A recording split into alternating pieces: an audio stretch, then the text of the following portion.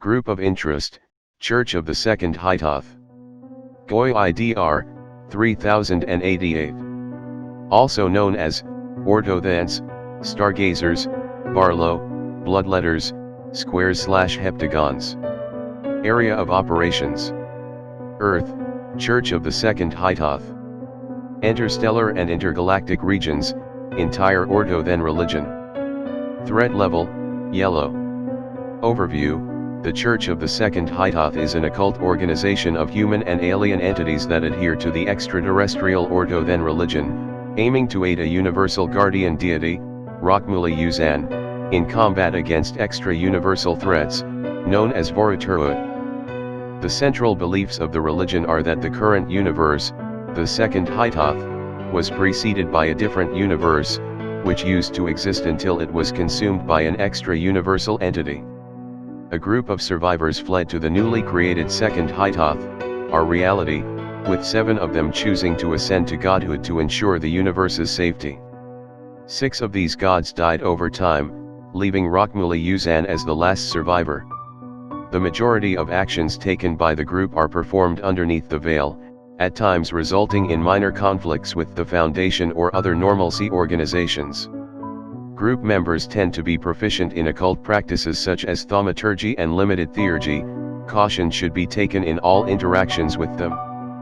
Known leaders are Koru Archpriest Farah Antuz, overall head of the church, the second messenger, an extraterrestrial group leader, and Grand Amak Priest Sean Glenn Marcus, head of the Toronto Orthothan Church.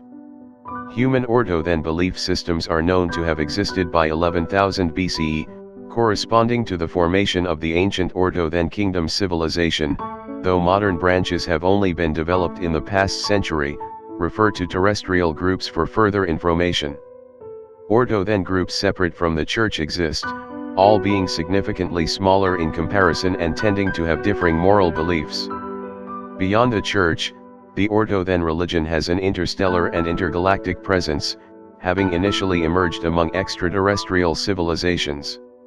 Numerous such orthothan civilizations are known to exist, with their full extent not yet ascertained.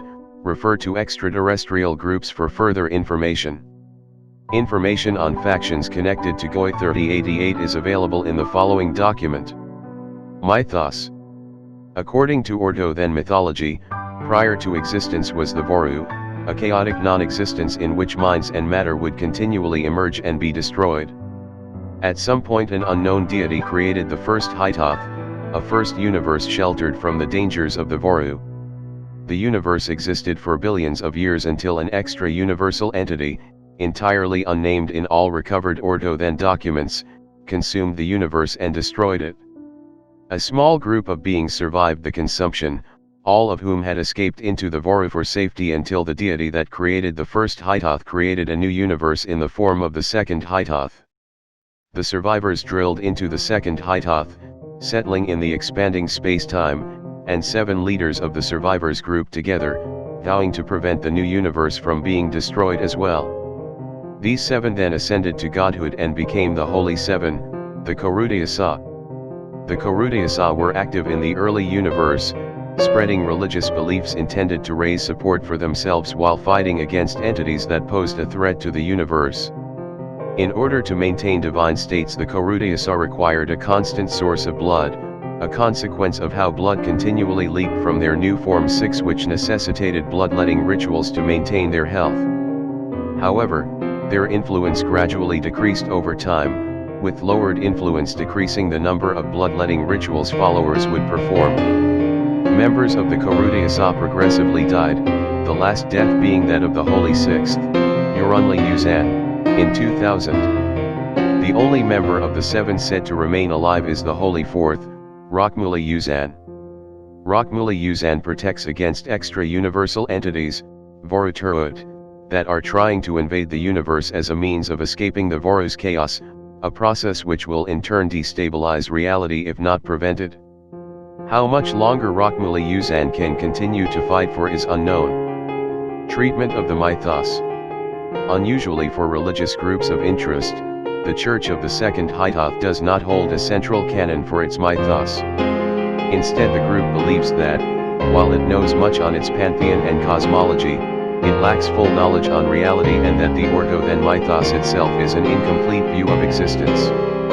This owes to various unknowns that present in the mythos, the two most noteworthy ones being the near-complete loss of information on the Holy Fifth and Holy Seventh, and contradictions between different ordo-then sources.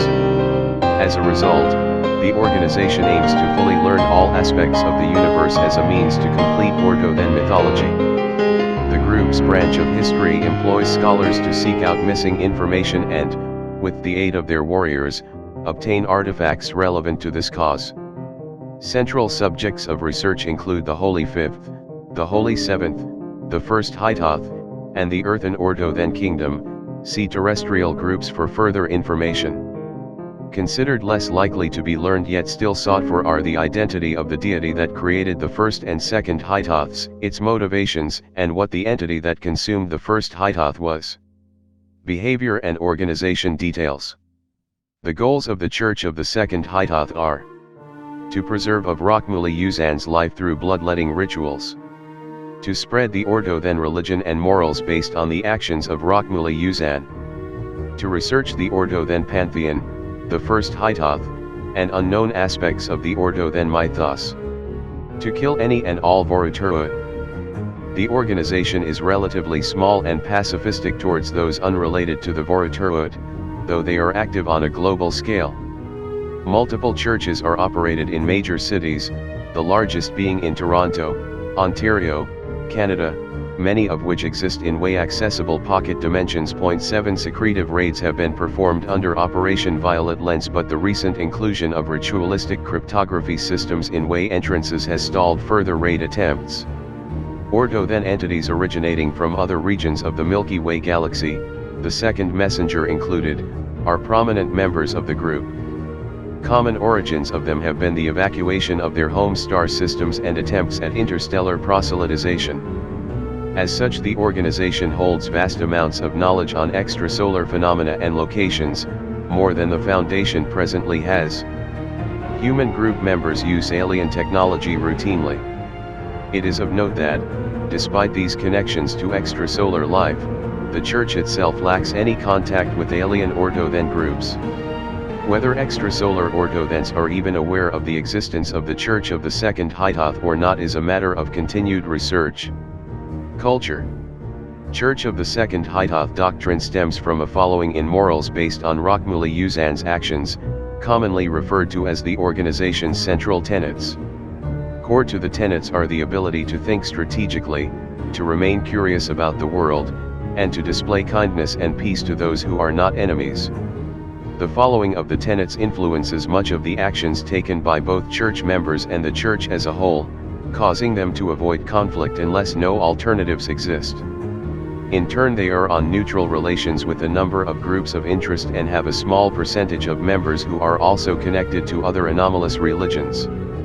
The mingling of human and extraterrestrial cultures has been recorded, albeit only in situations where sufficient similarities exist. This has resulted in a unique cultural identity among the Church, where human members are receptive to alien concepts, even those that would normally be incomprehensible. Prominent concepts are the belief in latent non-dimensional bridges that link how entities familiar with one another perceive the world, greetings where individuals briefly turn sideways and avoid facing each other directly, the use of cybernetic LED implants that alter skin color as means of communication, tasting colors beyond the M spectrum, and, in small subsects, the organization of individuals into hive-like systems. 9. Multiple holidays originate in extraterrestrial practices, an example being the regrowth days, where group members isolate themselves from the outside world as much as possible to solely consume food and rest, derived from how certain alien species would enter regrowth machines to rejuvenate after long periods of work. These cultures are not ubiquitous through the Church, though, and it is encouraged that ordo-then practices take precedence for all members. Subsects. While the Church focuses primarily on the worship of Rokmuli Yuzan and the other Korutyasa, smaller sects with differing beliefs and practices exist within it. These sects often involve aiding the group's goals via the worship of additional deities in the ordo-then pantheon or ones beyond it, believing that all gods must unite in protecting the universe from the Voraturut. More rarely are sects that follow different moral practices while still adhering to the central tenets of the group, which are accepted but are viewed with disdain. Ordo-then groups not aligning with the Church of the Second Hytoth's tenets are ignored and excluded. In situations where an Ordo-then group is acting in ways the Church views as bringing negative attention to the religion and is in conflict with their morals, an example being ritualistic murder to supply Rockmuli Yuzan with blood, warriors will be sent to stop the group's actions. Capabilities. Full capabilities of the Church are unknown. Most members are proficient in at least one form of occult practice, and members commonly attempt theurgy with entities said to be minor deities in the Ordo-then pantheon. In combination with advanced technology brought by extraterrestrial members, the organization is believed to have high offensive capabilities, though there are no signs that this will ever be used against the Foundation or humanity as a whole. Outside sources have claimed that the organization possesses knowledge of ritual needed to, assuming Ordo-then mythos is correct, summon an avatar of Rockmuli Yuzan. Investigation into the potential for a Lambda Zero eschatological scenario is being performed. Language.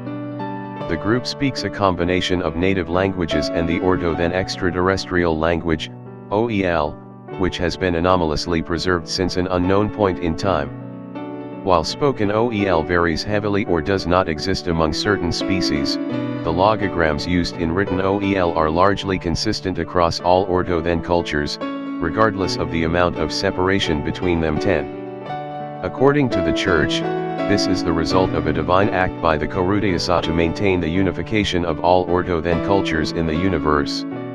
Work on fully deciphering OEL as a means of efficient communication with extraterrestrial entities is in progress. Interstellar and intergalactic reaches. The Ordo-then religion exists on interstellar scales in the form of various loosely connected sects. Research into these sects has proved to be a challenging process.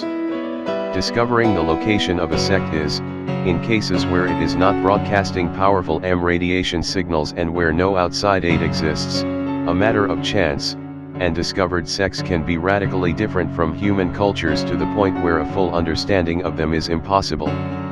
Limitations in existing faster-than-light engines further hinder exploration.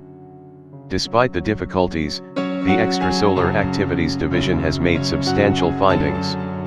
Of all recorded extraterrestrial civilizations, approximately 8% are Ordo-then in nature, with these civilizations ranging in technological capabilities from near-human levels to levels surpassing all theorized anomalous technology. As is to be expected, extraterrestrial Ordo-then cultures often diverge from Church mindsets, some taking to violent practices as methods for aiding Rockmuli Yuzan with blood or, for species lacking blood, an equivalent vital substance. Interstellar conflicts between Ordo-then civilizations with differing cultures have been observed on occasion. Little information exists on extragalactic spread. If Ordo-then mythology is to be believed, then Ordo-then cultures are present on massive scales, but without the ability to perform intergalactic travel, no research can be performed. Aside from small groups of extraterrestrials that have arrived on Earth in one-way trips, no extrasolar Ordo-then civilizations are active in the solar system, attributed to a lack of valuable resources and noteworthy features compared to other stellar regions.